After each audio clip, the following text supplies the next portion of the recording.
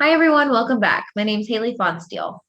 And I'm Meredith Link. Today we are talking about the parent trap. So, as a parent, we are one of the child's top influences when it comes to their food choices. And we have as a parent, you have so much to consider and take care of and be responsible for. And so, we really want to make eating and feeding just as easy as possible for you and for your child as well.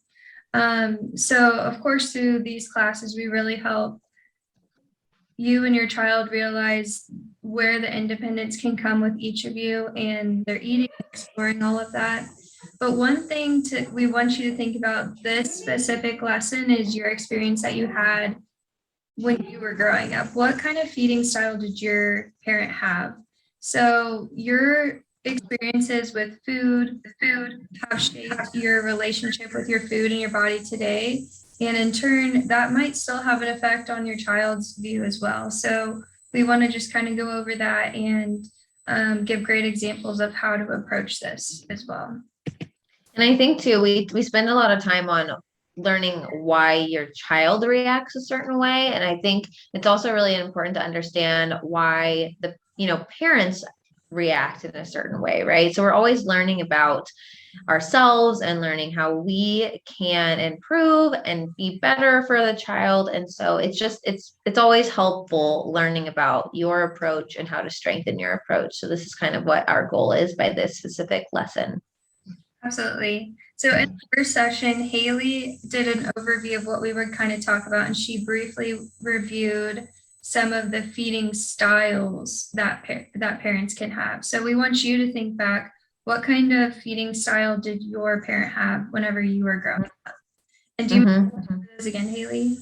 Yeah, so some of those specifically, just to refresh y'all's memory. So the first one would be that controlling style. So this is the parent that says, just do as I say, right? So just do it. And again, before I go into any of the other styles, we know that the intentions behind these styles are always positive, right? So with the controlling style, usually the goal is to make them healthy, right? Make sure they're doing what they're supposed to do, right? So all of these have like roughly the same goals. It's just the approach on how to specifically get there.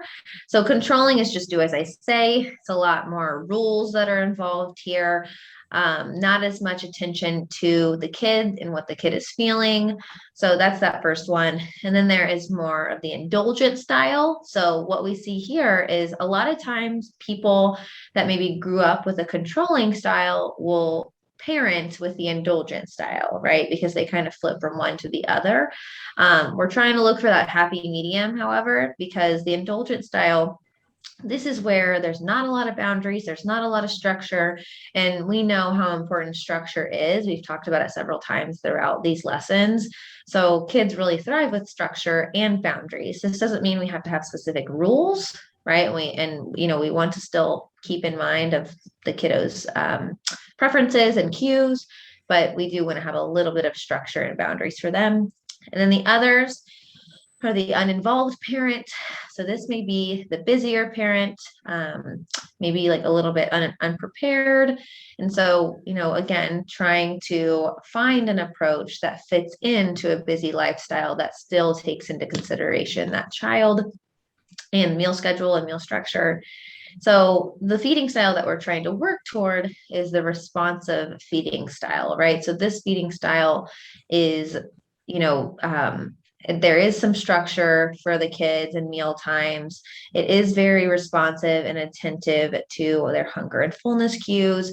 The kids are involved in the feeding process and the eating and the meal time.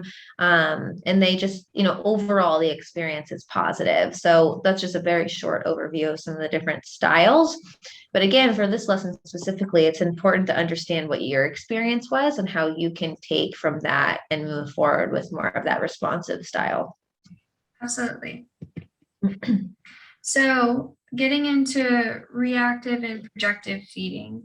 So, I'm going to give two different examples of what this kind of looks like. So, with the reactive side, sometimes this can stem from harsh memories around food as a child. So, an example that has came from the book on page 223 was a girl who never liked to eat fruits and vegetables, and her father did force her to eat them, and now she does not like them. Mhm. Her parents made her sit at the table until she was done eating. And if she wasn't eating it, she would still have to sit there for several hours. So even if she didn't finish that, the next morning when she woke up, that was served to her. So now she doesn't encourage her child to try and eat more foods because she feels bad about it. Yeah, yeah. And so kind of going toward some of these examples, like specifically for the first one, this reminds me a little bit about the controlling feeding style, right? So forcing a child to eat fruits or even vegetables in a different situation, right? Of course, the goal is we want our kid to be healthy. This means, okay, we have to force them to eat fruits and vegetables so they do it. But really, what this is kind of counterproductive, right? Now the kid associates fruit or vegetables with anxiety, with feeling forced to do something, and that's never good. So then they carry that relationship with fruits and vegetables into adulthood. So this is kind of where you can see a little bit of the negative consequences from a controlling feeding style, whereas the responsive feeding style here, we want to continue to offer them and expose them to fruits and vegetables, but let them decide when they're comfortable to eat them. Absolutely. So the projective side would be parents' insecurities of food beliefs are projected. Their insecurities overall or their food beliefs can be projected onto the child.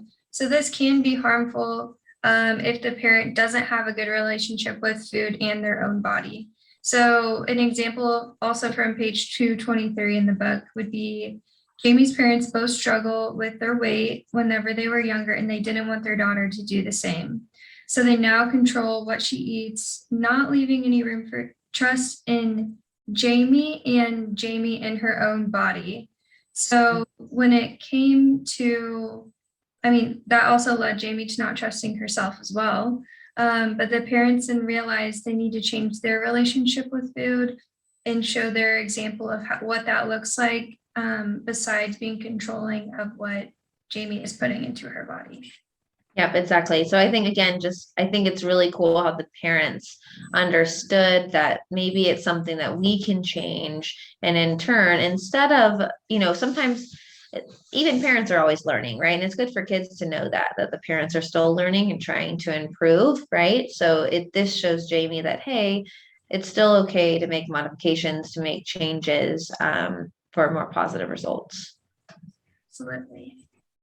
So these are a few examples on page 6 or table 6.1 in the book, on page 226. And there's several different examples that we see from a day-to-day basis whenever we're working with a parent and their children. So these can all be some of the limiting factors that come into play when a child chooses to eat or not.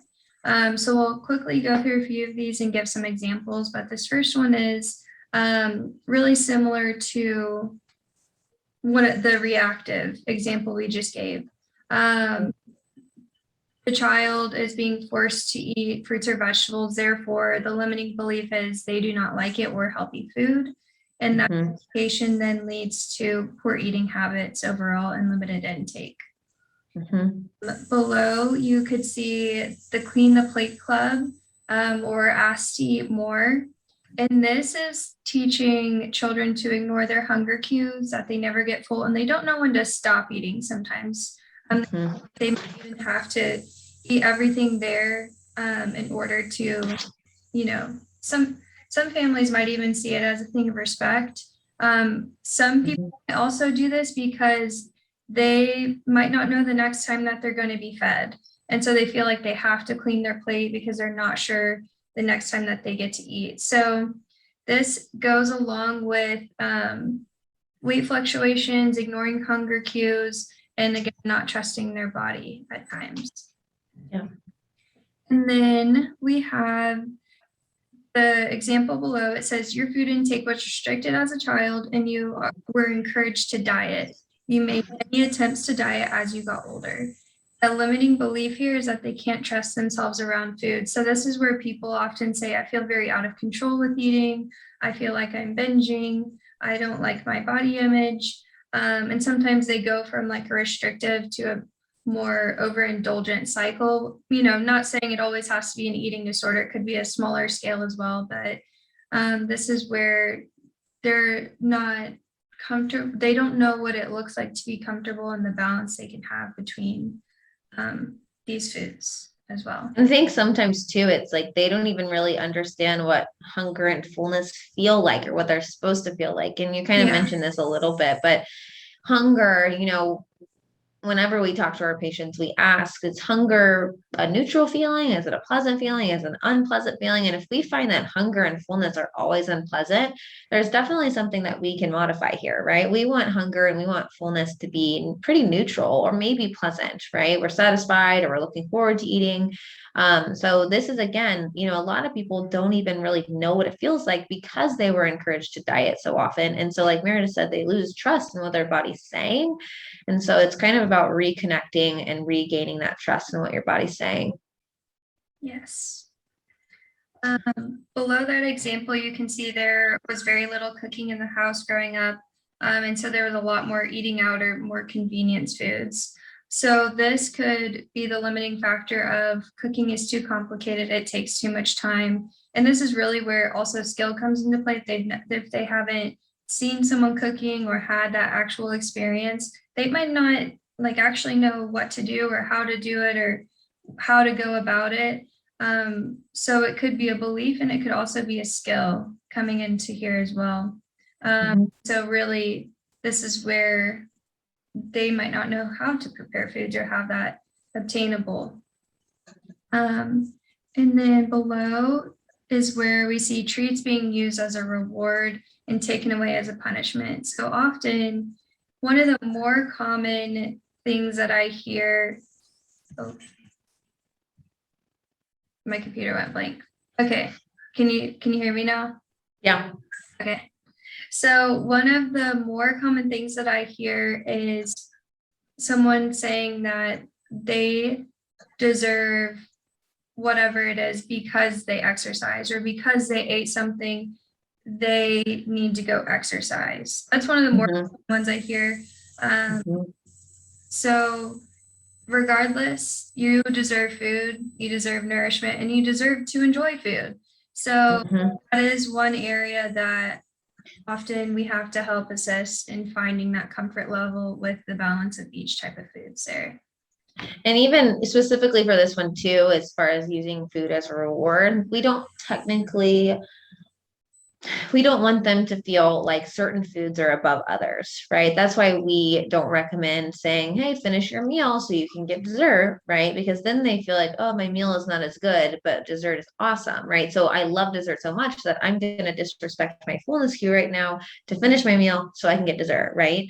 We want them to feel pretty neutral about all foods. Now, that doesn't mean that they're going to, of course, there's favorites. Of course, 9 times out of 10, they're going to love the dessert, right?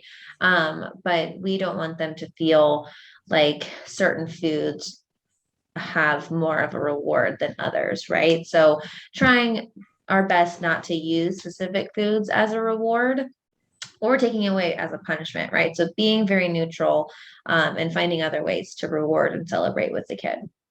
Yes. So the last example we have here is you had no or very few regular meals. You were able to eat in front of the TV and out of boredom. So this belief is grazing all day and that they can't help themselves. Usually they feel like they can't help themselves because they are still hungry. They're never getting to that satisfied point. So if you've seen our hunger scale, if you're never really getting to a satisfied point of where you're done eating, then you're just going to keep being hungry. So this leads to less structure and routine throughout their day, and leading to kind of not sure where they lie on that hunger scale.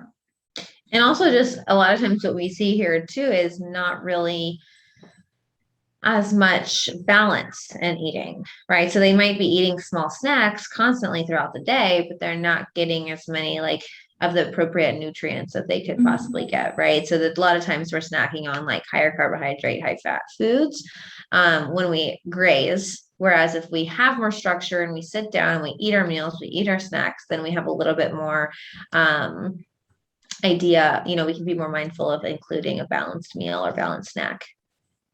Yes. So one thing to realize whenever whether it's any new habit or behavior or thought that you're having is sometimes you're not going to get it right away every single time. And sometimes the first step to any sort of habit is awareness overall.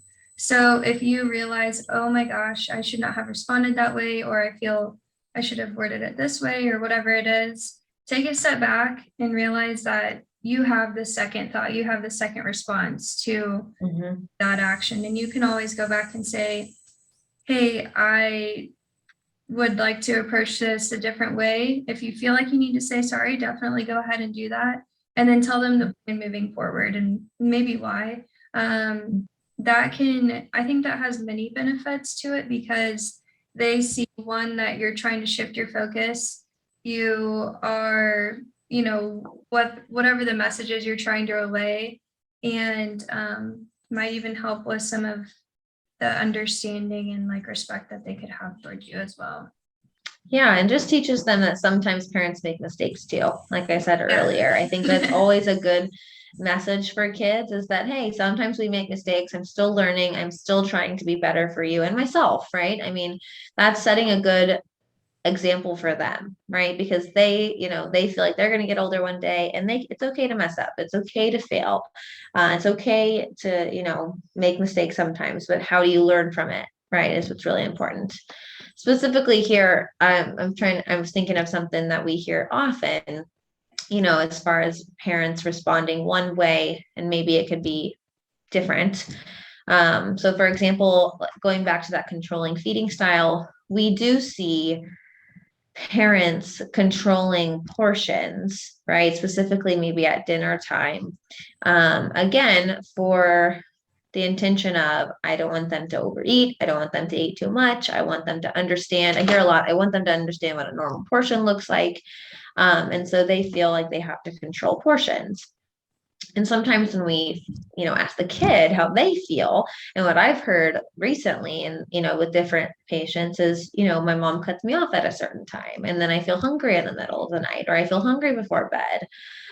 Which, this again is, we want the kid to feel satisfaction, right? Because our concern is, if the kid doesn't feel full and the kid doesn't feel satisfied, that's when we see patients start to hide food or sneak food, or feeling ashamed to listen to their body, right? And so this is something that can be easily modified, right? The parent now knows, okay, hey, I shouldn't have said that, or, we're going to take a different approach moving forward. You're going to get to explore with your food. Your body best. I always like saying that to, or encouraging parents to say that to their kids, of like, your body best, right? Because that gives them confidence, and they feel like, hey, yeah, I do know my body best. I do know when I'm hungry. I do know when I'm full, right? So they never lose that confidence moving forward.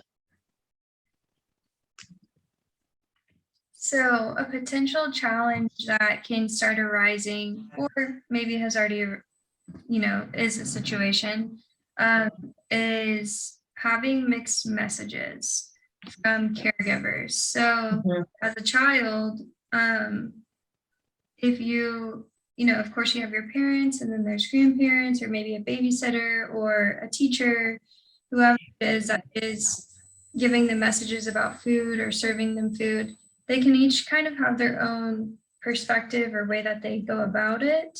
So this can often be confusing for them. So we have a few possible routes you can maybe take to help clear that up a little bit. One that isn't listed on here is just overall, discussing with your child, just having those open conversations and answering any questions that they have. But whenever it comes to the actual caregiver, you can be open and discuss your views with them to the best of your ability. They might not agree with you, and sometimes it might just have to be that way, but you can at least help them understand where you're coming from and why you do that. and maybe they would be willing to open up their ways of feeding in that similar aspect. You can also plan for your child to eat differently whenever they're with a different caregiver. So if you know, oh, they're going to so-and-so's house, it's a birthday party, they're definitely going to have several sweets and fun foods there, then you can plan for them to have that there, and then make sure you feed them a variety of different sources before and after they go. If it's a place that they're going to all day, maybe that's a great time to pack foods for them. If you know it could be a little limited in what they have choices of. And then you can always emphasize the why when your child asks questions about it. So I did talk about that before we got started on this list. Just answer any questions that they have, be very open with them, and that'll kind of help clear any of those messages up for them.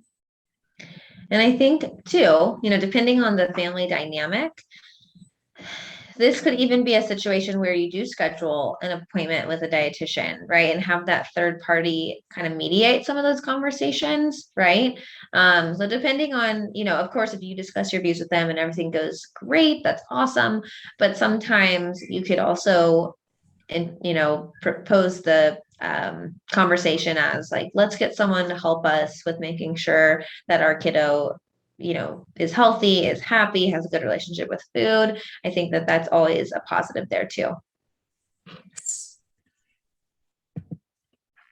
All right, so on page 227, we have here how to raise healthy children from high chair to high school.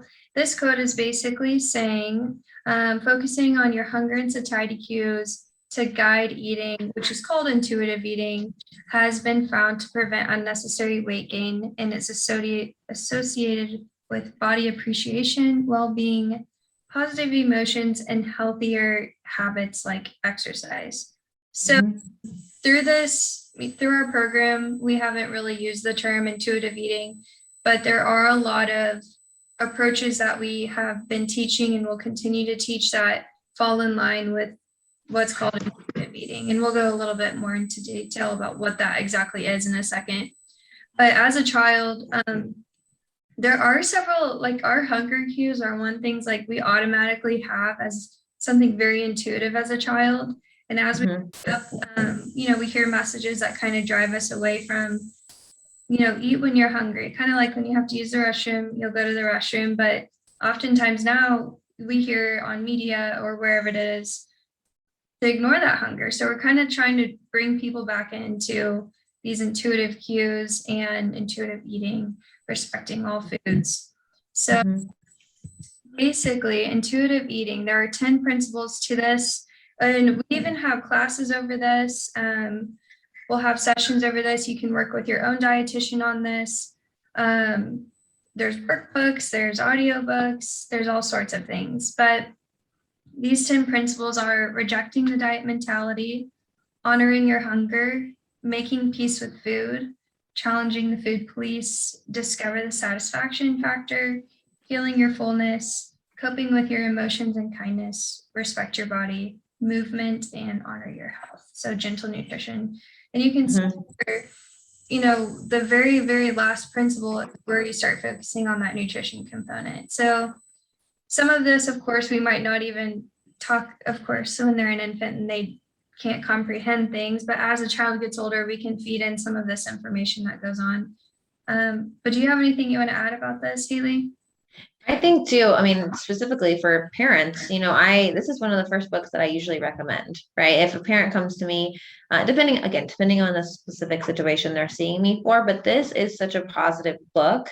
It's like, as far as parents having this kind of knowledge and parents understanding the importance of listening to your body and respecting your body, this is such a good book. And in terms of setting an example for your kids, right? And of course, like Meredith said, as they start to get older, we can practice some of these principles and talk about some of these principles with the children. But I do think this is so important for parents to have a general understanding of what it means to be intuitive, right? What it means to respect your body, to work to find joy in movement, right? What does gentle nutrition mean, right? So these are all such very powerful principles that can be applied to, two kiddos and making sure that they have a good relationship with food and their body, that they can pass that on, right? Whenever they have kids, if they do.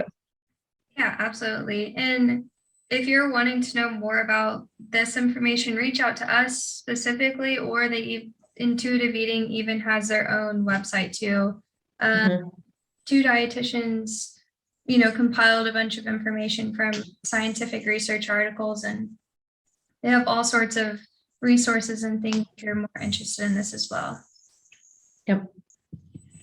And that's it for today. So next time is going to be meal planning and shopping tips with Haley. So how to make this super convenient, how to include all family members in this, and how to introduce new foods and things like that. So any questions, just reach out to me and Haley at the end of this video. We'll have our email address. Thank you. Thanks.